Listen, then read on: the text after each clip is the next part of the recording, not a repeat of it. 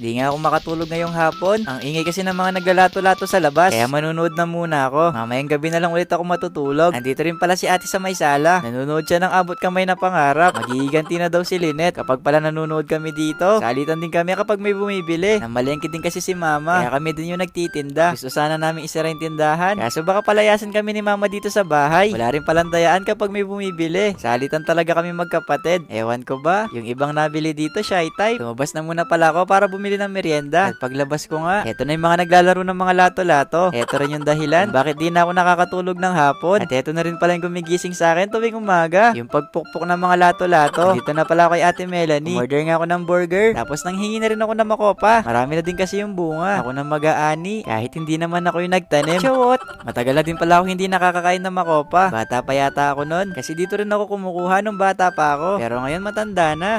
Pagkatapos ko nga makapag-order ng hamburger at saka makakuha ng makopa, pumunta na ako sa sala para makanood na din. Unang kagat pa nga lang na kinakain ko, natingin na si ate. Sabi niya kasi ayaw niya ng burger. Tapos ngayon kakagat siya. Sabi ko nga sa kanya dyan, ditak mo metong mong kinis. Shoot! Di na nga namin maintindihan yung pinapanood namin. Sobrang ingay ng mga naglalato-lato sa labas. Eto pa, mukhang may tournament pa sila. Pagkarating nga nila mama, sabi ko kay ate, punta muna kami sa mall para makapagpalamig. Para kahit papano, hindi ko muna marinig yung tunog ng lato-lato. Pagkarating ko nga dito sa San Fernando, yung pagpukpok pa rin ng lato-lato yung naririnig ko. Nakakaldag pa nga tong batang to. Parang gusto ko tuloy gupitin yung tali ng lato-lato niya. Charot! Baka umiyak. Magsumbong pa sa nanay. Habang naglalakad pa nga ako dito, napansin ko si ate nagtatatalon. Sabi niya, wait lang, kukunin daw niya yung cellphone niya. Sabi ko naman sa kanya, sige lang, ako na muna magbabantay. Pagkatapos nga makapagpa-picture ni ate, umalis na din ako. Bala ko din kasing pumunta sa simbahan. Wala namang misa ngayon, pero bala ko na ding daanan. Ang dami kasing blessings na dumadating sa akin ngayon. Kaya diretso muna ako simbahan. Habang tumatawid nga ako, naririnig ko na naman yung tunog ng lato-lato. Nakaklak na rogo yung balugbog ko sa tunog ng lato-lato. Simula pala nung nahuli ako, na nag-jaywalking dito sa San Fernando, natuto na akong tumawid sa tamang daan. Dati kasi lakad lang ako ng lakad kahit saan. Muntikan pa akong pinawalis ni kuya nun. Hindi ko nakikwento yung nangyari nun. Kasi andito na ako sa simbahan. Kapag pala nadaan ako dito sa San Fernando, kapag may oras pa ako, lagi akong dumadaan dito. Lalo na nung nag-aaral pa ako. Medyo malapit lang kasi yung school namin dito. Tsaka nadadaanan ko na din. At pagkatapos ko nga makapagpasalamat, diretso na ako sa mall para makapamili na rin. Pagkalabas ko nga ng simbahan, yung mga bata naglalato-lato na naman. Share ko na pala sa inyo yung buong araw ko naririnig.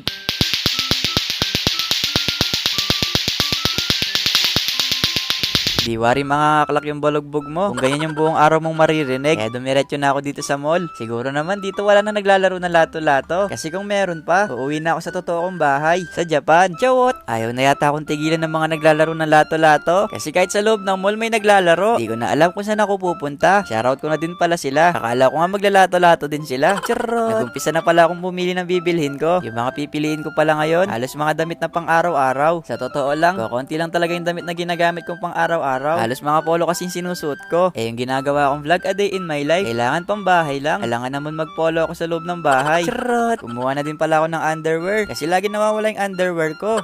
Binili ko na din pala si mama. At saka yung mga ibang pinili ko, hindi para sa akin yan. Para sa mga kuya ko. At saka kay papa. Yung para sa akin lang dyan, yung nanonood. Charot! Pagkatapos ko nga makapagsukat, binayaran ko na sa cashier. Binigyan niya nga ako ng receipt dyan. Pumunta daw ako sa customer service. Kasi may coupon daw ako na marireceive. Kilala pa nga nila ako dito. Kaya nag-hi na lang ako sa kanila. Ito na pala yung binigay nila sa akin. 100 pesos gift check. Ilagyan na din nilang pangalan yung card ko. Pumunta na muna pala ako dito para tumambay na muna bago ako umuwi. At saka nagugutom na din ako. Kailangan ko na din pakainin yung mga bulati ko na nasa tiyan. Habang naglalakad nga ako dito, naririnig ko na naman sila.